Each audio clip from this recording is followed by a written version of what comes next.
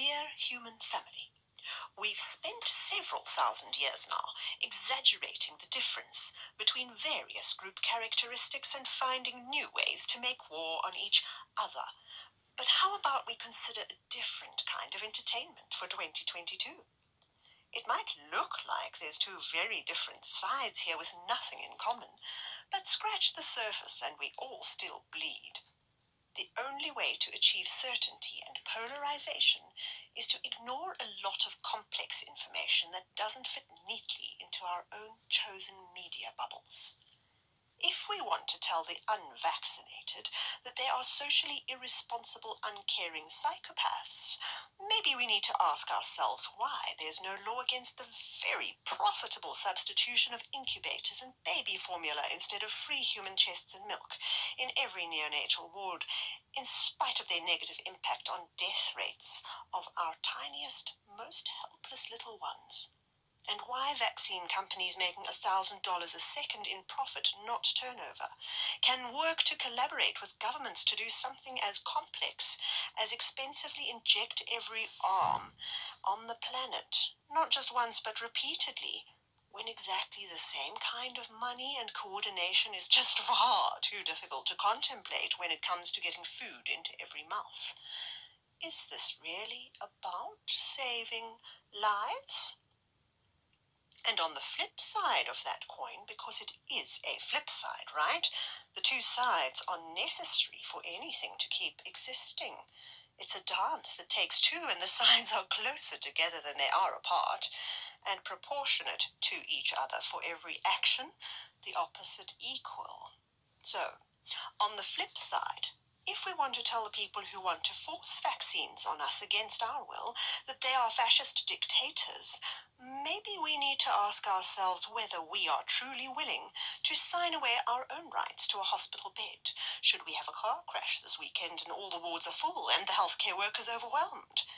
Consider also maybe what gesture we can make towards helping with the safety of the vulnerable, rather than simply judging them as deserving of whatever befalls them due to their unhealthy lifestyles, and what comfort we can offer the bereaved, who, yes, do exist.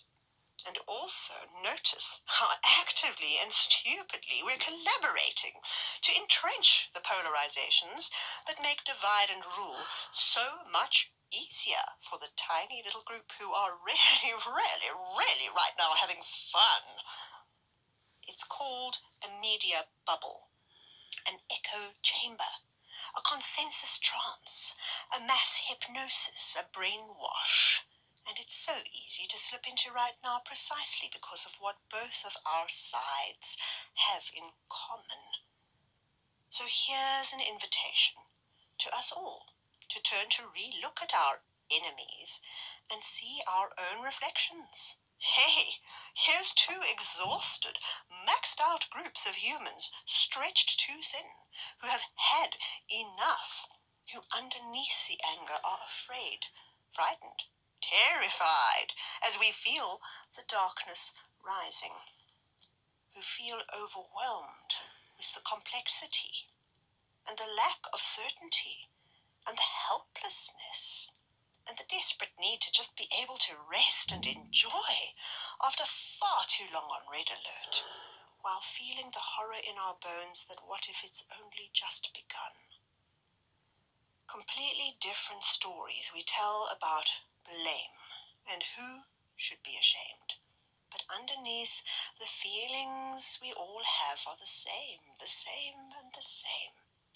We all want freedom, and we all want safety. We all want safety, and we all want freedom. Freedom versus safety. This paradox has shaped our lives and ways of living since our time on Earth began. Too much safety, and we live inside a boring box. Too much freedom, and we don't live to see tomorrow. This is a balance, a dance, a constant flux and flow. Now that we have crystallized these two flip sides into polarities, it is time to embrace this season, this Eid, Deepavali, Hanukkah, Christmas, Bodhi Day spirit of letting the light return And like soldiers coming up from our trenches to fraternize in no man's land and destroy the divisions that our wannabe masters have implanted in order to get us to fight, let us make peace by grasping the scariest gift of all, the missing piece that no human enjoys claiming, and yet which brings peace and freedom and relief to every soul once accepted. The gift of humility, the knowing that no matter how much I think I know, the truth is always more complex than my little human brain can grasp. Every hypothesis is only that, as it awaits new levels of nuance to bring it transformation. And only together as a collective, with every perspective included, every mind connected, every heart beating its pattern into the music, only then can we have the whole picture and the meaning and the sense that we all need and so deeply crave. For those of us who have recently slid from our usual standards of sense-making and compassion, let us notice the opportunity. Any one of us able to broadcast our thoughts via the internet is privileged AF, enough to mask so much of our frailty. And there's so much fear and misery and pain that until now has been buried too deep for us to profoundly know our commonality with the rest of our human family. For the one side, let us notice these unfamiliar feelings of being threatened with death that could take our lives and our loved ones without warning, coming from the face of the stranger to whom we have done no wrong, stalking us right through our everyday lives, inescapable, unstoppable, helpless. We crave a way to make them back off and let us breathe. This is how the marginalized feel every living day.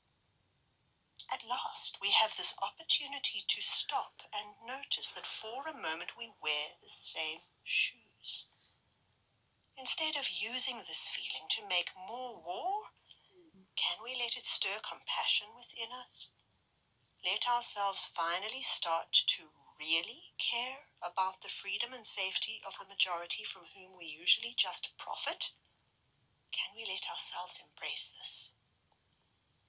And for the other side, feeling the agony of being masked, invisible, and distanced, and forced, and used, and dominated, and experimented on, and craving a way to rise up and take our rightful place in the full light of day, and share in all the riches from which we do not want to be excluded. This is how the marginalized feel every living day. At last, we have this opportunity to stop and notice that for a moment we wear the same shoes.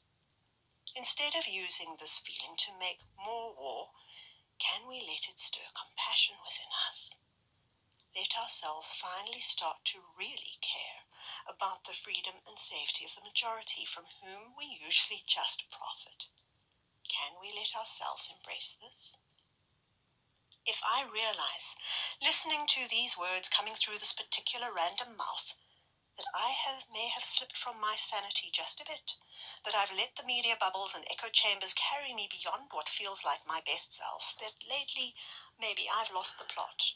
There's no need for shame. There is no blame. This is a process of deep transformation. We're going through a massive change, and the monkey inside us is screaming as we walk towards the bigger and brighter self that we need to become. The caterpillar inside the cocoon does not just quietly grow added on wings. It loses everything. It eats itself alive. It dissolves down to sludge, then slowly grows into something beautifully new. Do you notice that one term we've used for lockdowns has been cocooning? The sacred has ever been terrifying to our little mortal minds. It's fair enough to lose it just a little around now. So here is a blessing and a gift for the season.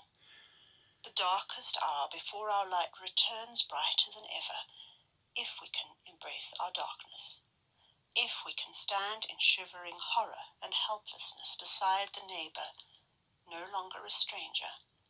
And in spite of all our terror and all the seductive stories that are screaming like straws to grasp at in our overwhelmed heads as we melt down to primal and fertile human soup, if we can dig deep for the courage and the resolve to hold firm no matter what and stay united, and remember that our diversity is exactly what truly makes us viable as one.